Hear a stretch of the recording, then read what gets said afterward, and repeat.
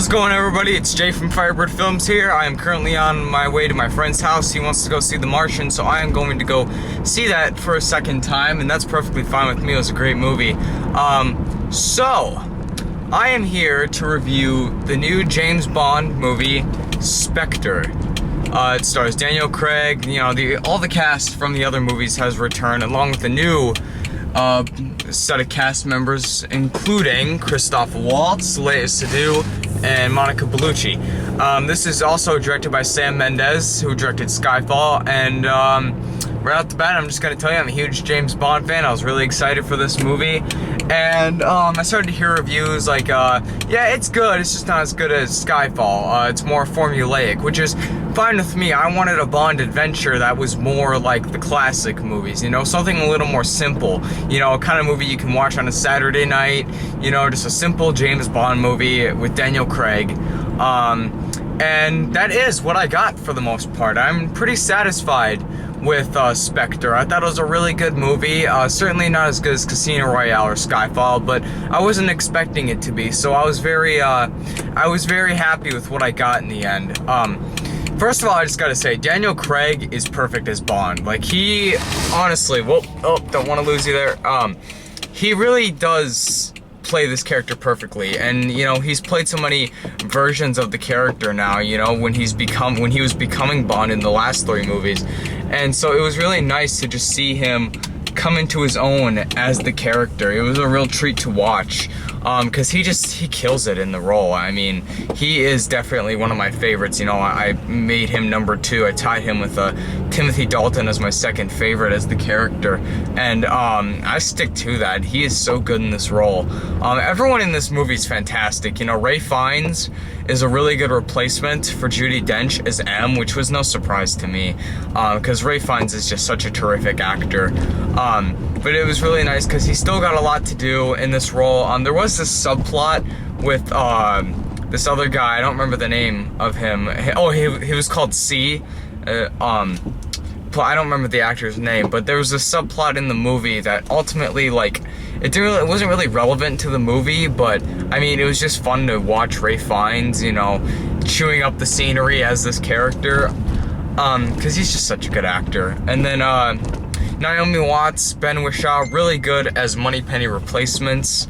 I mean, they'll never replace the original, of course, but I mean, they're really good actors. They really bring their own take to the characters, and I really enjoy that. You know, it was really nice to see them, you know, in a Lois Maxwell or Desmond Llewellyn setting, basically, and then just kind of bring their own to the characters. And then Léa Seydoux, she's actually a very interesting character. She's a very interesting Bond girl, definitely one of the better ones in this series. It's probably really annoying, so I'll turn that off here, even though, well, I'll probably have to turn it back on anyway, but whatever. You know, I felt like her and Bond kind of fell a little bit too much in love, but I mean, I was fine with it, because, you know, it's happened in the movies before, The Living Daylights, and, yeah, I guess. I mean, okay, sure, it's a little cheesy, but I mean, I can get past that. I really enjoyed her in the movie. She's a really good actress, and she actually had some pretty good chemistry with Craig.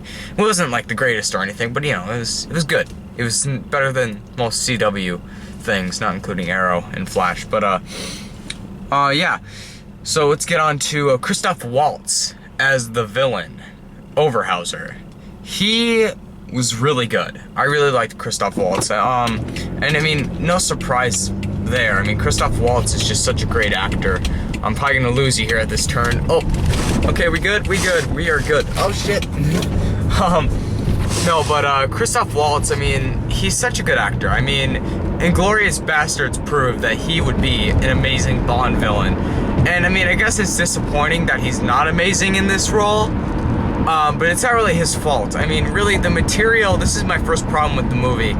The material he was given wasn't really the best, but he did have some amazing build-up, and he did good with what he was given. Like, honestly, Christoph Waltz is just like, you know, no matter what you give him, he's one of those few actors that can work with something that's just, like, not very good.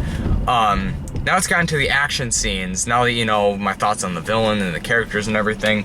The villains, I mean, the action is really good. This is super stylish, just like Skyfall.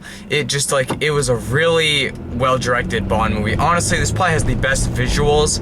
Visually, this is probably my favorite Bond movie ever, because, like, I mean, just every scene, just like Skyfall, maybe even more this time around, just lights up in its own way. It is just fucking beautiful. And someone I forgot to mention was Dave Bautista as Mr. Hinks. He was like the odd job Red Grant of this movie, and he was honestly perfect. He was like Darth Maul for Bond, you know, or like, you know, because like he didn't really say anything. He didn't have to. He made a really good impression. I love Dave Bautista. I really wish he could have been given some lines, because he can do good line delivery, as we saw in Guardians of the Galaxy. But, you know, the fact that he was in this movie at all and he had screen presence, really, like, it was just happy. He was just so fun to watch. I really, again, though, like with Christoph Waltz, I wanted to see more of him. I mean, he was just so great in this movie. It was so fun and everything. The audio is probably really bad on this, and I'm sorry for that, but I hope my, you know, my thoughts can bring something to this review enough so you can get past that. Yeah, like the fight scene that happens in this movie, this one fight scene with Hinks, just fucking awesome. Huge tribute to one of the older movies. I'm not going to say which one, because that would be spoiling it, and I want you guys to go into this movie. I recommend seeing this movie, okay? This is, especially if you're a Bond fan, this is a movie you gotta see. It's so much fun, and, you know, the thing I love about this movie is that Sam Mendes shows that he just loves the Bond universe, and he plays with it and everything, and it's just great. You know, a lot of people won't like that because it's a little more formulaic and everything, but to be honest, that didn't really bother me. I kind of wanted it to be that way, and it's just really nice to see a Bond movie that has so many elements of the classic series and everything. That's just a huge treat to me. And the references, a lot of them are subtle. Some of them, you know, are more so homages than references, and so that, you know, it works. It's really well blended, and it still does. It's kind of mishing the old with the new, more so than any of the other Bond movies for sure. And that's kind of what I wanted, and that's what I got. Another problem though, the climax could have been a lot better. I mean, it was good. It was a good climax, but it didn't hold up as well as the rest of the movie, and as much as the rest of the action sequences in the movie. There were a lot of intense sequences, and there was a lot of action, really good pacing, but the climax just kind of fell short. Another problem with this movie is that it does kind of drag in its second act a little bit. Like, I feel like you could have taken out that subplot I mentioned earlier, and the movie could have just been shortened, and like it would have just been a lot better. Because the movie's like 2.5 hours, and it just didn't need to be. Another problem is that subplot I mentioned kind of felt like it was ripped from Mission Impossible Rogue Nation, which it does add its own spin on it, but it still like does add a lot of comparison to Mission Impossible. But you know, it's not a big deal. They're both spy movies, and I guess Payback's a bitch because Mission Impossible 2 did rip off the James Bond series. So, you know, like I said, Payback's a bitch. I'm okay with it. This movie's definitely not perfect. There are a lot of flaws, but honestly, like, the movie is super enjoyable. This movie is just a blast to watch. It's a lot of fun. I mean, just tons of action, and even when there isn't action, there's still something interesting going on, and the action is just so well done. I mean, the opening shot of this movie is fucking fantastic. It's just really, just so stylish and incredible. It's probably my favorite action scene, either that or the fight scene.